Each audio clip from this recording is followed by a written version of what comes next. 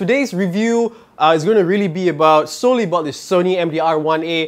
Now, a bit of a background of myself. I used to own a couple of, I would say, open air headphones, which is the 8700, a HD650. I used to own an iBusso amp and stuff like that. But those were the days where I really indulged into good music, and I guess those times are over. Now, today I play mainly games. I watch mainstream movies on a computer. I do a bit of music listening, but predominantly they come from Spotify and stuff. So there really isn't a need for me to get a high-res headphone. So why did I get it? Simply because it's more of a long-term investment. And if you look today at gaming headphones, they cost close to 1,000 ringgit as well for a decent quality headphones. But again, it's all about your sound preference and the signature that you like, and I'm going to get more into that, into stuff like soundstage and mid, high, lows and stuff a bit later in this video. So I hope you enjoy this review.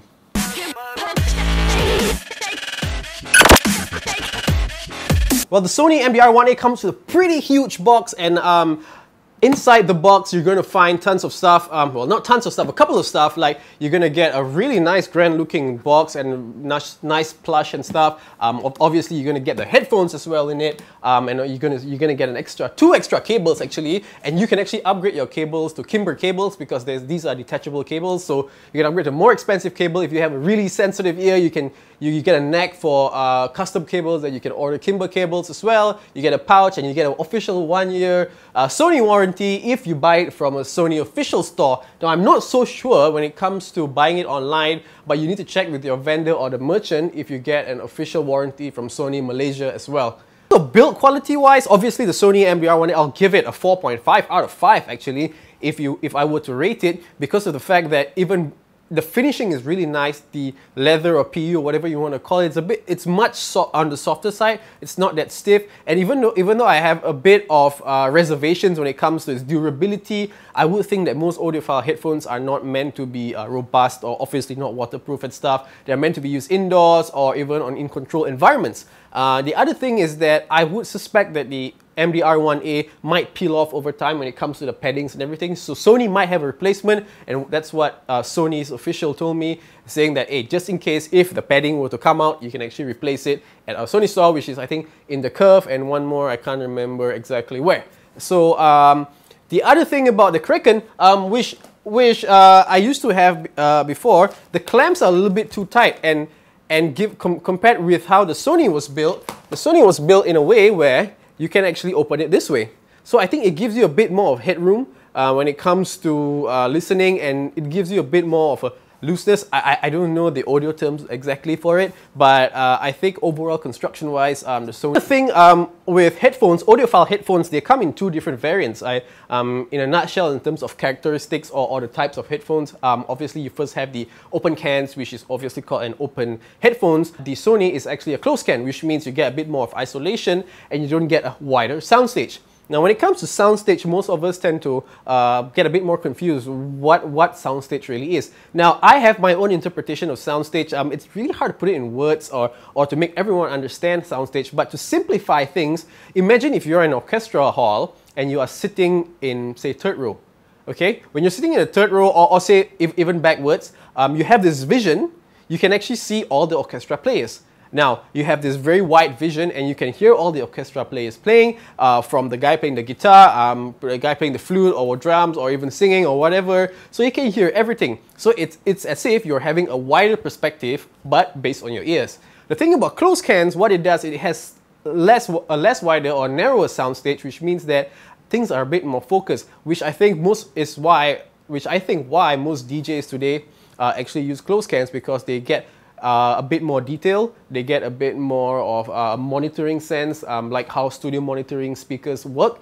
So hence why some would prefer closed cans and open cans. Now, I've always been a fan of open cans, but when it comes to this MDR-1A, I was really, in a way, blown away, because its sound signature, even though it's a closed can, it does give a decent amount of soundstage. And in terms of its sound signature, I think its highs, mids, and lows are pretty good. Now, again, when it comes to highs, mids, and lows, most of us tend to get confused as well. And again, I'm trying to explain this in layman terms because I may not be 100% accurate when it comes to technical, but highs are things that with higher frequency. Now, most of us tend to mistake frequency and volume. Volume is another one. Frequency is measured in a different unit, and the volume is measured in a different unit. A higher amount of frequency means things like a violin and stuff with a higher pitch, and mid is something like a viola or viola. How do you pronounce that again? Viola. I don't know lah. But the lower one are like say for example drums. That's one, right? So when you hear basses and stuff, so they come in a lower frequency, but drums can be louder, so that's a higher volume. So the frequency and volume are two different things. Now the thing about the MDR-1A that I find hard to capture is the bass, and I think it's a little strange, most likely because of my built-in amp or sound card on my motherboard, even though it's rated THX, but I highly doubt that. I probably need a desktop sound card or even an external sound card. Now the other thing about having an external amp, which is something that I might or might not talk about on the next video, is it helps to power up your amp. Alright, now speaking about powering up your amp, every different headphones have a certain amount of ohms or level of impedance.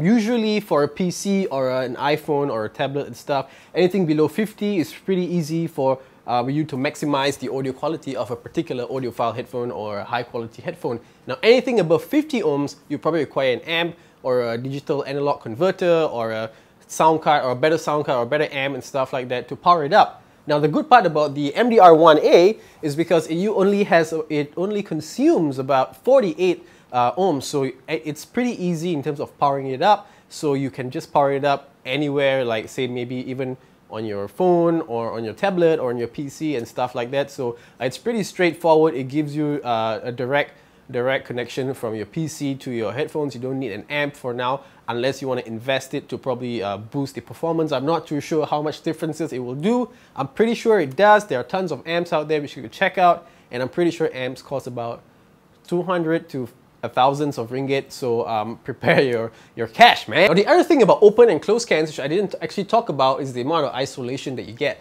Now with open cans, you get a very least amount of isolation, which technically, if I pass by you, right in front of you, I can actually hear what you're listening to, because it gives you a more airy feeling, which is hence why I think Audio-Technica has that air, even Sennheiser has that air patent on their boxes, which actually means that you get a more natural feel of sound, which means you get more crisp vocals and stuff like that. The thing with closed cans is that you get a bit more isolation, which means you tend to isolate noises outside a bit more, and it's pretty excellent if you use it in the library or when you're commuting in a train or when you're waiting for someone at the bus stop and stuff like that.